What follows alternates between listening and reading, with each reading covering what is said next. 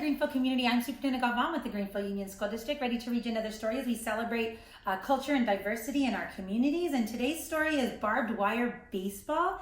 It's a Hawaiian story of a Japanese brother and sister, or a brother of Japanese in the internment camps of World War II. So this we get to learn a little bit about sports when it comes to baseball, but also about the life that he lived in Hawaii during the World War II. And so we're going to get to learn about that, about our brothers and sisters that lived in Hawaii that are also of Japanese descent. So thanks for joining us today. Hola comunidad de Greenfield, soy Superintendente Galvan del Distrito Escolar de Greenfield, aquí leyendo esta historia con ustedes. Y hoy vamos a leer sobre una historia de béisbol, un deporte favorito de muchas personas aquí de Greenfield y del mundo. Y esta historia es sobre una persona de japonés, de japonés, y también ellos vivieron en Hawaii. So vamos a leer sobre lo que pasaron en sus vidas en Hawaii y de unas personas de japonés y que le gustaron mucho el béisbol. So gracias por acompañarnos hoy para que nosotros podamos juntos celebrar la diversidad y la cultura en nuestro mundo. So gracias. Okay, let's get ready to read this selection to you today. Barbed Wire Baseball, written by Marissa Moss and illustrated by Yuko Shimusu. So let's learn about this. Zenny watched the wooden bat thwack the baseball, hurled it high and straight. He was 8 years old, and it was the first time he'd seen a baseball game, but he was hooked. Father, I want to play, he told his dad. Oh, you're too small, said his father. Too frail, added his mother. But Zenny didn't listen. He had to play. The other kids laughed at him. Zenny, you're a mouse, the one boy said to him. A tiny, tiny one, another boy said. None of that even mattered to Zenny. When Zenny had a ball or a bat in his hand, he felt like a giant. And soon he played like one. Oh, boys and girls, I wonder if a lot of you are missing baseball or softball. I am, because I love that game. Many springs had passed since that first game, years of playing in the chill of winter and the sweet of summer. Zenny got taller and stronger and even better at baseball. Why are you wasting time with a silly game? His mother said. You should study and become a doctor, his father said, or a lawyer. But Zenny knew exactly what he wanted to do. And when he grew up, he coached, he managed, and he played baseball with the Fresno Nisi League and the Fresno Twilight League. He was barely 5 feet tall and weighed only 100 pounds, but he was a star player, casting a big shadow in baseball. Zenny was chosen to play with star members of the New York Yankees. He led his team in exposition games in Japan. He even arranged for Babe Ruth to play there, but that world collapsed for him when the Japanese attacked Pearl Harbor in 1941. For the first time since he had picked up a bat, Zenny felt as if he didn't measure up. The United States was at war with Japan, and 120,000 Americans of Japanese descent who lived in the West Coast were forced into 10 internment camps, most of them in the desert. The government considered these Japanese Americans to be possible spies, and without evidence or trails, they just locked them up. Men, women, children. American citizens all were treated like prisoners of war, housed in barracks and penned in with barbed wire. Zenny, his wife, and their 2 teenage sons were all sent to a camp in Gila River, Arizona. Outside the camp was bleak and gray and dusty inside, and the barracks were stark, with crowded rows of cots and not much anything else. The families bustled around, trying to make a home out of nothing, hanging up their curtains, trying to arrange tea sets on footlockers, piling dolls and stuffing animals on cots. He felt as if he were shrinking into a tiny space. There was only one thing that could make the desert camp at home: baseball. Zenny unpacked his favorite photo, the one that showed up in his uniform lineup with the baseball legends like Babe Ruth and Lou Gehrig, towering like redwood trees beside him. He had played with the Yankee Stars in the exposition game back home in Fresno, and he hadn't even felt that small at all. He pinned the picture up over his bed. He was going to play baseball again, here in the desolate middle of nowhere. First, he would need a playing field. There was plenty of space, but it was dotted with sagebrush and clotted with rocks, and it didn't look like much of a field.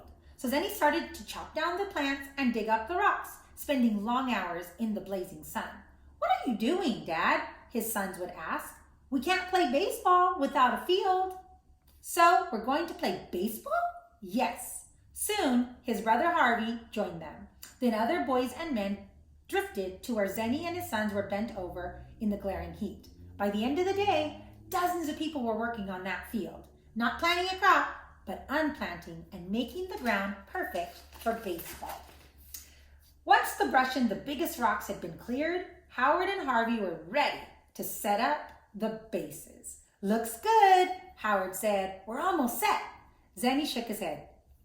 Nowhere close, guys. We're making a real baseball park, and we've got to do it right." "Oh, okay, we've got it," he clapped his hands. "What?" asked Howard. "What do we got?" "A bulldozer to level the field. The commander said we can borrow it from the camps." As Zenny drove the bulldozer, crowds gathered to watch. "What's he doing?" an old woman asked her grandson. "Oh, he's making a baseball field." "A baseball field? What for?" "Duh, so we can play." Once the ground had been smoothed, Harvey brought out his bat and his ball. Now we can play right." Zenny shook his head, and he still wasn't satisfied. The wind kicked up too much dust for the dry soil, that the players would be eating dirt. "We have to do this right," he said. Then he got an idea. He diverted an irrigation line to the field and flooded it with water. Once the heat had dried the ground, the dirt was baked in like clay, a clean, hard surface without all the dust. The irrigation line gave Zenny another idea. He laid pipe from the laundry room to the field and planted grass in the infield and quickly growing castor beans along the edge of the field. The pipe fed water to the plants, and soon the clay and the grass took off the shape of a baseball field with a castor bean fence. Zenny smiled. Now it was beginning to look real. "Come on, Dad," Howard urged. "Can't we at least mark the bases now?" "Go ahead," Zenny said, "but we're not done yet." Howard used flour to chalk the foul lines, and his mom sewed the bases from rice sacks.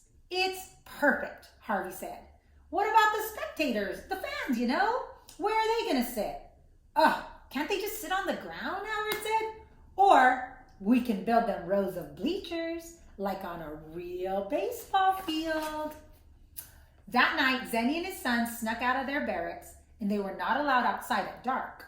But Zenny felt like a boy again. He tiptoed out of the house with his bat and his glove so his parents wouldn't see him. A guard's light swept across the yard, and Zenny motioned to the boys to flatten themselves like against the barracks so they couldn't see him. They waited for the beam to pass. Then they crept on. They didn't know that the guard had seen them, but the commander had told them to let them go and let them do it. The commander was curious to see what Zenny was going to do. The three of them scrounged wood for the fence surrounding the camp. They removed every other post, carefully not to damage the fence. Then they took the wood from the camp lumberyard. They gave it enough material to build a backstop and 5 rows of bleachers for people to sit.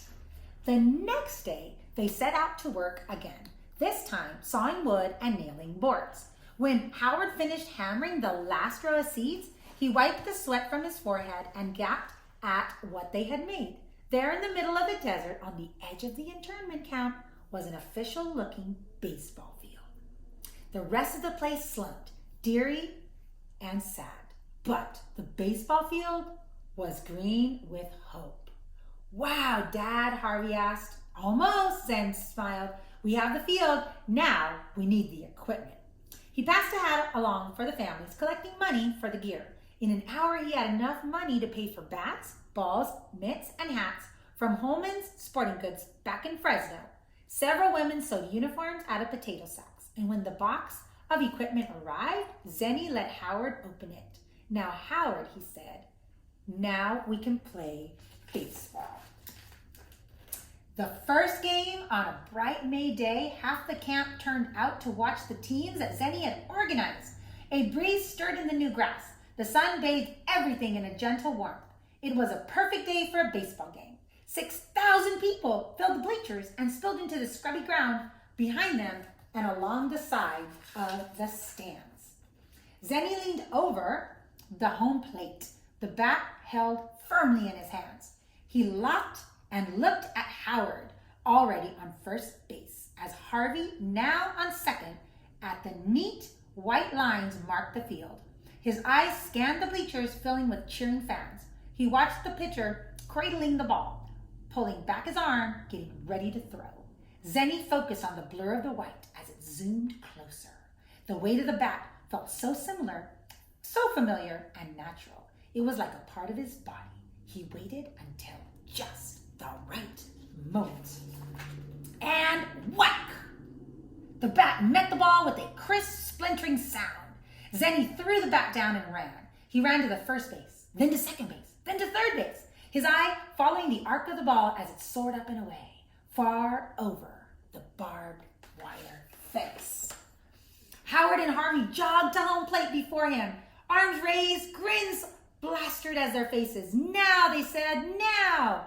Now, Zenny shouted back. He knew he was still behind a barbed wire fence, but he felt completely free, as airy and as light as the ball he had sent flying. Right now, there was nothing else he wanted to do. Just this, right now, right there. It didn't matter whether his team won or lost. Like the powerful champion he was, he felt he could touch the sky if he wanted to. Now, he roared as he crossed home plate.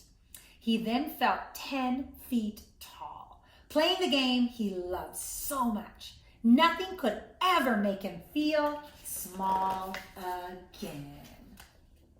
And that's the story. What an awesome story. How many of you love baseball or softball? I do. I love it. And this book right here took me back to when I was a little girl or when I was a big girl playing with my teams. And it's just so beautiful. Even though they were in this camp and it was a sad thing, they made that baseball field become alive and they were able to have a really championship, momentous time together with all their friends and family. So thanks for joining me today. Barbed Wire Baseball was the name of this selection. So thank you so much for joining us today. I'm Superintendent Galvan with the Greenfield Union School District, sending a great big bear hug from our family to yours.